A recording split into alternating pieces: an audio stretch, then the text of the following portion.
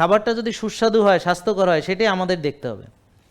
আর মনে রাখবেন, ভালো খাবারের দাম কম হবে না। তাহলে কি করবেন? আপনি অল্প খাবেন।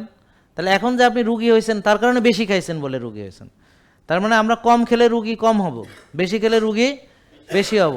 তো দামি জিনিস বেশি খাওয়ার টাকাও নাই, অল্প খাবেন, অল্প খেলে আপনার পুষ্টি পাবেন বেশি, আর অনেকক্ষণ ক্ষুধা লাগবে না, বারবার খেতে হবে না। তো একটা লোক যে 6 বেলা টাকা দিয়ে খেয়ে আজকে রোগ পুষতেছে, সে যখন 1 বেলা বা 2 বেলা খাবে, তাহলে খাবার খরচ 4 ভাগের 5 ভাগের 1 ভাগ হয়ে যাবে।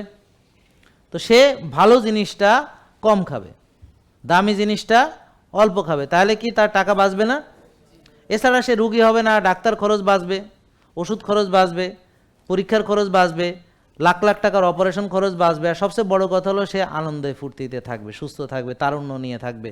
হ্যাঁ, অল্প বয়সে পুরুষত্ব শেষ, অল্প বয়সে নারীত্ব শেষ, মেয়েদের গর্ভে বাচ্চা আসতেছে না, পুরুষরা তাদের সক্ষমতা হারিয়ে ফেলেছে, হ্যাঁ, ভাই বোনের মতো সংসার করছে, এটা অনেক জটিল পরিস্থিতি। জেকে লাইফস্টাইল, ওষুধ মুক্ত সুস্থ জীবন।